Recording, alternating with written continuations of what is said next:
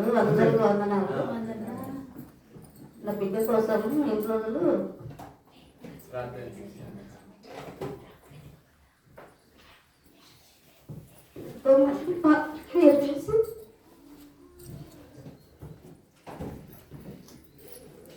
సంతోషం. ఎంతోమంది అవమానించిన నేను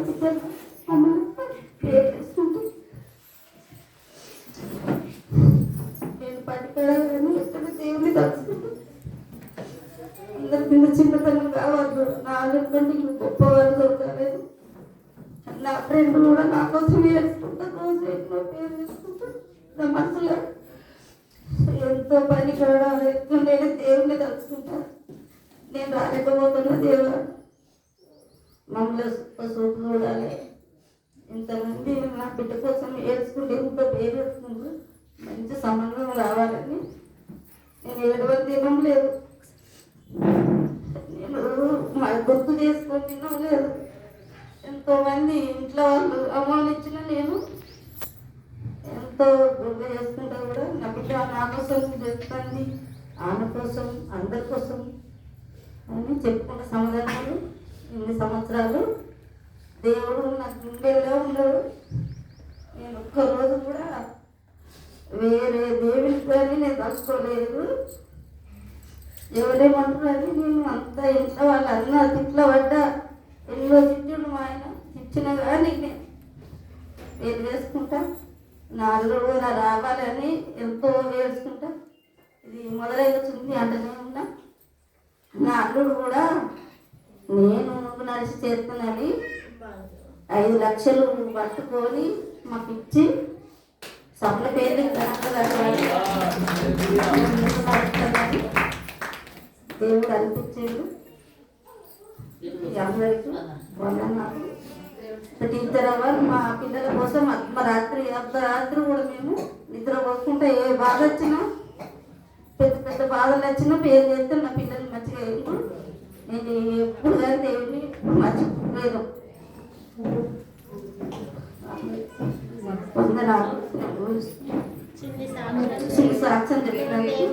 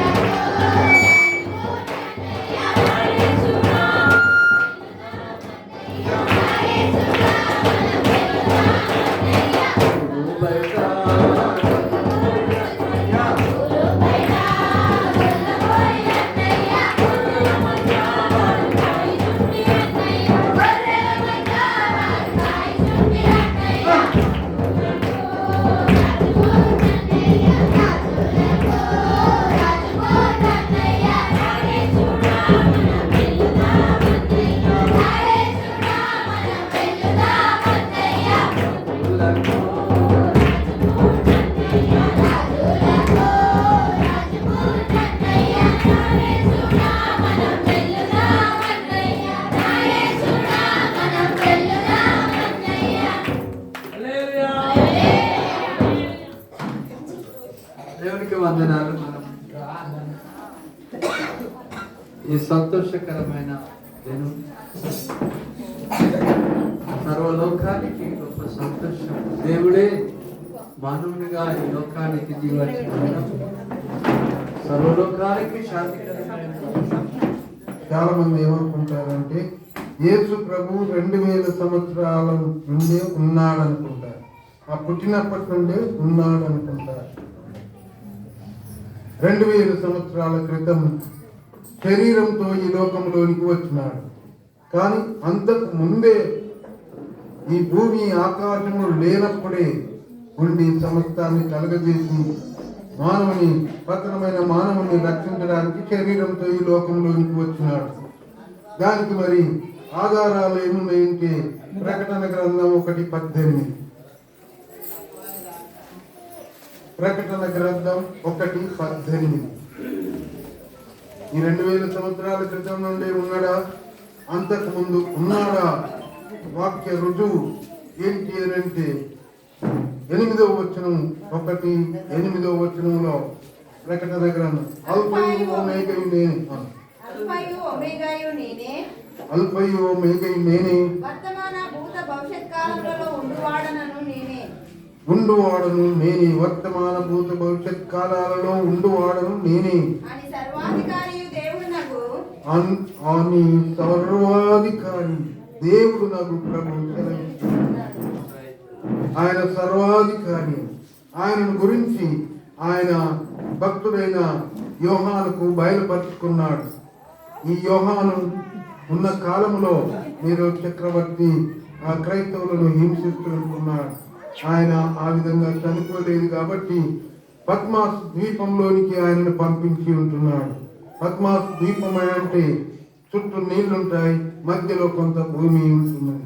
ఆ నిర్మానుష్య ప్రదేశంలో ఆయన ఉంటూ ఏం తిన్నాడో, ఏ విధంగా బ్రతికినాడో, కానీ విశ్వాసంలో ఉన్నాడు. సంఘాలు కూడా స్థాపించి ఉంటున్నాడు. కనుక ఆయనకు యేసు ప్రభు తను తాను బయలుపరుచుకున్నారు. ఎవరైనా ఒక వ్యక్తిని మీరెవరు ఏంటి అని అంటే నేను పలానా ఊళ్ళో ఉంటాను, నేను సర్పంచ్లో లేక ఎమ్మెల్యేను, నేను ఆయన ఏమై ఉన్నాడో అది చెప్తా ఉంటాను. అదేవిధంగా యేసు ప్రభు చెప్పినాడు ఆయన ఎవరో, ఆయన మహిమ ఏంటో, ఆధిపత్యం ఏంటో, అధికారం ఏంటో ఇక్కడ తన సొంత మాటలలో ఆయనకు ప్రత్యక్షమై చెప్పి ఉంటున్నాడు. అల్ఫయు ఓమెగాయు నేనే అంటే ఆది అంతం నేనే అని. జరిగిన కాలంలో ఉన్నాడు, జరుగుతున్న కాలంలో ఉన్నాడు, ఇంకా జరగబోయే కాలంలో ఉంటాడు. ఏదో ఒక రోజు ఆరంభమైన దేవుడు కాదు, ఏదో ఒక రోజు ముగించబడే దేవుడు కాదు. ఆది అంతము లేని దేవుడు అని దేవుని గ్రంథం సెలవిస్తూ ఉంటున్నాడు. ఆయనకు ఆది లేదు, అంతము లేదు. ఈ సృష్టికి ఆది ఉన్నది, అంతం ఉన్నది. ఆది యందు దేవుడు భూమి ఆకాశములను సృజించెను అన్నప్పుడు ఆది అనేది ఈ సృష్టికి ఆరంభమైంది, కానీ ఈ అనాదిలోనే ఆయన ఉన్న దేవుడు అని. 18వ వచనం చూసినట్లయితే నేను మొదటి వాడను కడపటి వాడను జీవించువాడను మృతుడనైతిని కాని ఇదిగో యుగాయుగములు సజీవుడనై ఉన్నానని ఆయన మరణం యొక్కయు పాతాళ లోకము యొక్కయు పాతాళం యొక్క తాళపు చెవులు నా స్వాధీనంలో ఉన్నాయి అని చెప్తూ ఉంటున్నారు. పాతాళం యొక్క తాళపు చేతులు నా చేతులు, మరణం యొక్క పాతాళ లోకం యొక్క తాళపు చేతులు నా స్వాధీనంలో ఉన్నాయి అంటున్నాడు. ఆ విధంగా సర్వాధికారి అయిన దేవుడు మనలను ఏర్పాటు చేసుకున్నాడు. సర్వాధికారి అయిన దేవుడు మనలను రక్షించి ఉంటున్నాడు. ఆ రక్షకుడైన యేసును కలిగి ఉండే గొప్ప భాగ్యం మనకు దొరికి ఉంటున్నారు. ఈ విధంగా నేను సర్వాధికారిని అని ఆయన చెప్పి ఉంటున్నాడు. కనుక మరి నేనే భూమి ఆకాశముల సృష్టికర్తను అని 45:12 యెషయా గ్రంథం 45:12లో భూమిని కలగజేసిన వాడు నేనే, దాని మీద ఉన్న నరులను నేనే సృజించి తిని, నా చేతులు ఆకాశము విశాలపరచను, వాటి సర్వ సమూహమునకు నేను ఆజ్ఞ ఇచ్చి తిని అని అంటున్నాను. భూమిని కలగజేసిన వాడు నేనే, ఆకాశమును కలగజేసిన వాడు నేనే అంటే అవి లేకముందే ఆయన ఉన్నాడు అని మోషేకు బయలుపరుచుకున్నాడు. మోషే మరి ఆ యొక్క ఇశ్రాయేలీయులను నడిపించడానికి మరి మోషేను ఐగుప్తు దేశానికి పంపినాడు. అక్కడ వెళ్ళి ఇశ్రాయేలులకు ఆయన చెప్పి ఉంటున్నాడు, దేవుడు నన్ను పంపిండంటే. ఆయన పేరేమని అడిగినాడు. అడిగితే ఆయన చెప్పినాడు, నేను ఉన్నవాడను అనువాడనై ఉన్నానన్నాడు. ఎప్పటికీ ఉన్నవాడు. ఏదో ఒక రోజు ఆరంభమైన దేవుడు కాదు, ఏ రోజు ముగించబడే దేవుడు కాదు, పుట్టే దేవుడు కాదు, చచ్చిపోయే దేవుడు కాదు, ఎప్పటికీ ఉన్నవాడు అని దేవుని యొక్క గ్రంథం. నేనే భూమిని కలగజేసిన వాడను, నేనే నరులను కలగజేసిన వాడను, నేనే ఆకాశమును విశాలపరిచిన వాడను అని తన్ను గురించి తాను ఇక్కడ చెప్తూ ఉంటున్నాడు. తాను ఏమై ఉన్నాడో అదంతా కూడా మనకు తెలియజేస్తున్నాడు. ఏ వ్యక్తి నన్ను అడిగితే ఆయన ఎవరో, ఆయన ఏమై ఉన్నాడో అన్ని చెప్తాడు. ఆ విధంగానే మనం సేవిస్తున్న దేవుడు, మనం నమ్ముకున్న దేవుడు, మనం ఆరాధిస్తున్న దేవుడు ఆది అంతము లేని దేవుడు, అల్ఫా ఓమేగా నేనే అంటున్నాడు. కనుక ఆయన మరి నశించిపోతుంటున్న మానవాళి కోసం పరలోకం నుండి 2025 సంవత్సరాల క్రితం ఈ లోకంలోనికి దిగి వచ్చి ఉంటున్నాడు. మరి ఈ లోకంలోనికి శరీరం ధరించుకొని వచ్చి ఏం చేసినాడంటే మన పాపముల కోసం మనకు రావాల్సిన శిక్ష మనకు బదులుగా ఆయనే భరించి ఈ గొప్ప రక్షణ మనకు అనుగ్రహించినాడు. ఈ గొప్ప రక్షణను బట్టి ఆ ప్రభువును మనం ఆరాధిస్తూ ఉంటున్నాం, అనుసరిస్తూ ఉంటున్నాం, ఆయనను ఆజ్ఞలు గైకొంటూ ఉన్నాం. కనుక ఆయన మనకు రక్షణ కలగజేసి ఉంటున్నాడు. రక్షణ కలగజేయడానికి ఆయన చేసిన కార్యం, చేతులలో మేకులు, కాళ్ళల్లో మేకులు, తల మీద ముళ్ళ కిరీటం, ప్రక్కలో బల్లెం పోటు పొడవబడి ఆయన ప్రాణం పెట్టి తిరిగి లేచినాడు. తిరిగి లేవకుంటే మనం నమ్ముకునే వాళ్ళం కాదు. అందరూ వచ్చినారు, అందరూ పోయినారు. ఆ విధంగానే ఆయన పోతే ఆయన దేవుడు కాదు. కనుక మృతులను సజీవులుగా చేసే దేవుడని దేవుని యొక్క గ్రంథం తెలియజేస్తూ ఉంటున్నారు. కనుక ఆయన ఈ సృష్టికి ఆది ఆయనే. ఈ సృష్టి ఒక రోజు పోతుంది. 2వ పేతురు గ్రంథం 3:10 నుండి 13 వరకు. 2వ పేతురు గ్రంథం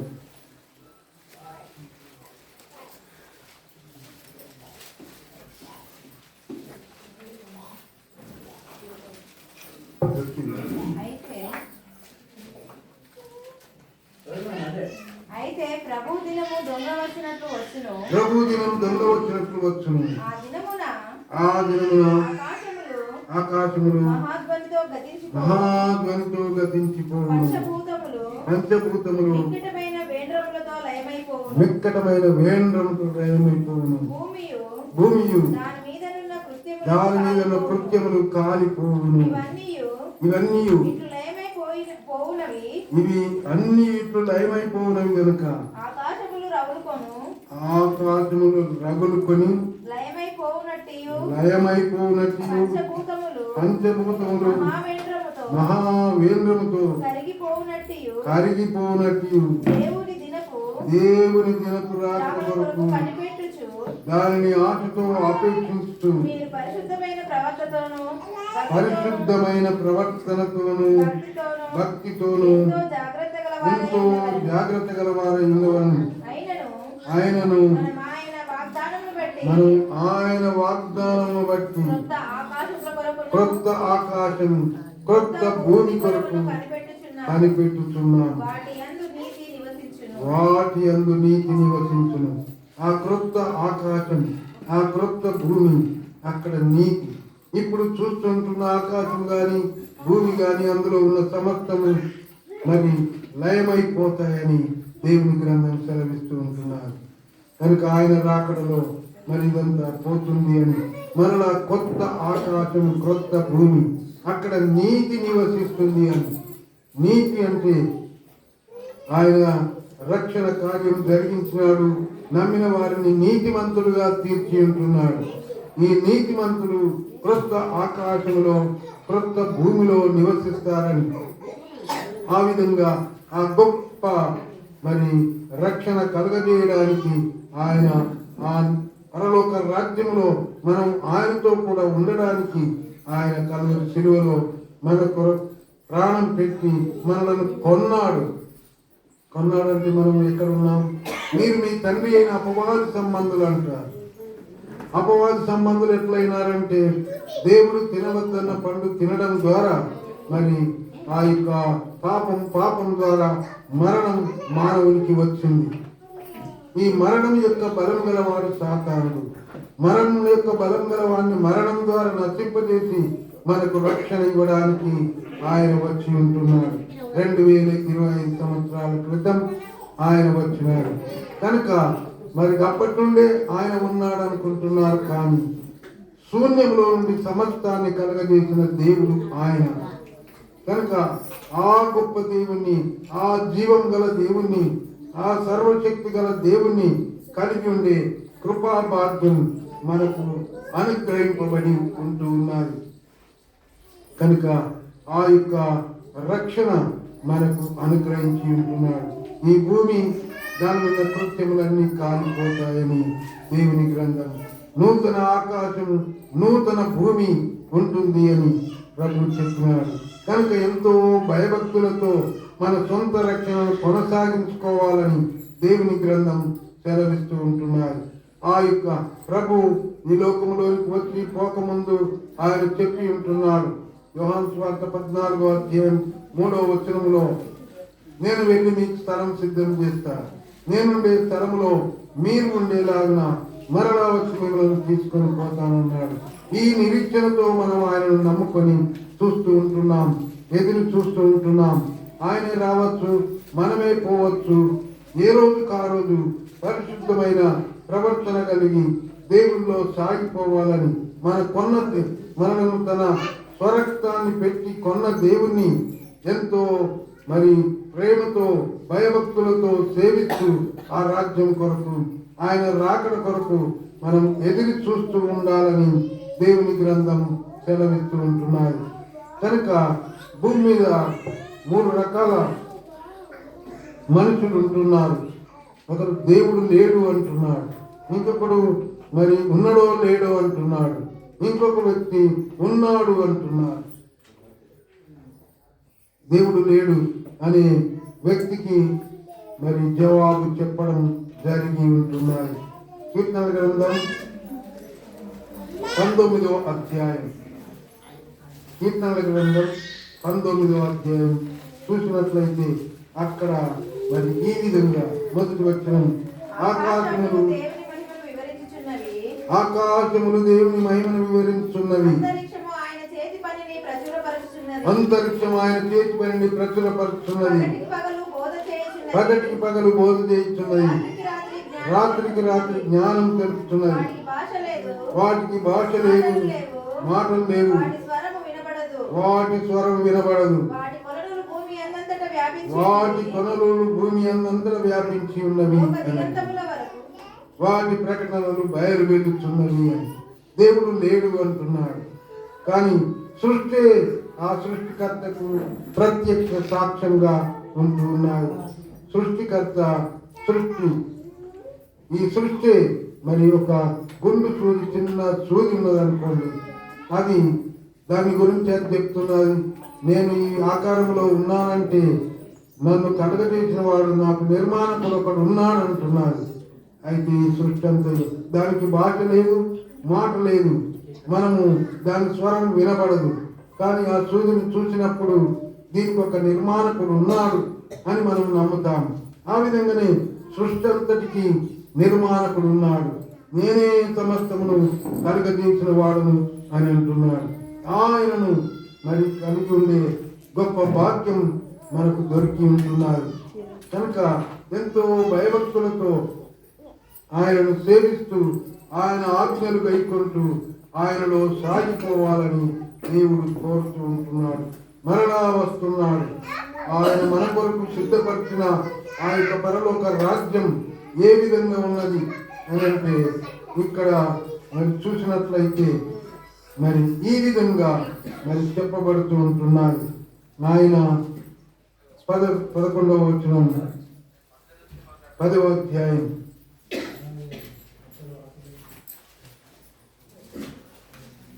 11వ అధ్యాయం 16వ వచనం. అయితే వారు మరి శ్రేష్టమైన దేశమును అనగా పరలోక సంబంధమైన దేశమును కోరుతున్నారు. అందుచేత వారు తాను వారి దేవుడిని అనిపించుకున్నటకు దేవుడు వారిని గురించి సిగ్గుపడడు. ఎలాగనగా ఆయన వారి కొరకు ఒక పట్టణము సిద్ధపరిచి ఉన్నాడు. ఒక పట్టణం మన కొరకు సిద్ధపరిచి ఉంటున్నాడు. ఆయన కలగజేసిన రక్షణను ఎవరైతే అంగీకరించినారో వాళ్ళందరి కొరకు ఒక పట్టణం సిద్ధం చేసినాడు. దానికి దేవుడే శిల్పి నిర్మాణకుడు అంటున్నాడు. ఈ విధంగా ఆ ఆగమనం కొరకు, ఆయన ఆగమనం కొరకు ఎంతో భయభక్తులతో ఎదురు చూస్తూ ఉండాలని ఒక పట్టణం సిద్ధపరుస్తున్నాడు. ఆయన నమ్ముకున్న వారి కొరకు ఆయన చెప్పినాడు, నేను వెళ్ళి మీకు స్థలం సిద్ధం చేస్తాను, మరలా వస్తానన్నాడు. మొదటిసారి వస్తానని చెప్పినాడు. కన్య మరి గర్భం ద్వారా వచ్చినాడు. మరి ఆ సిలువలో కార్యం జరిగించి మరి నమ్మిన వారికి రక్షణ సిద్ధం చేసి వెళ్ళినాడు. మరలా వస్తానన్నాడు. ఆయన మాట నెరవేర్చే దేవుడు కనుక ఆయన యందు భయభక్తులు కలిగి మరి ఎంతో భయభక్తులతో మన సొంత రక్షణను కొనసాగించుకోవాలని, ఆయన రాకడ కొరకు ఎదురు చూస్తూ ఉండాలని వాక్యం అనుదినం పఠిస్తూ పాటిస్తూ ప్రార్థిస్తూ ఆయన రక్షణ కొరకు ఎదురు చూడాలని దేవుడు కోరుతూ ఉంటున్నాడు. ప్రభు యొక్క వాక్యం మన హృదయాలకు ఆశీర్వదించునుగా.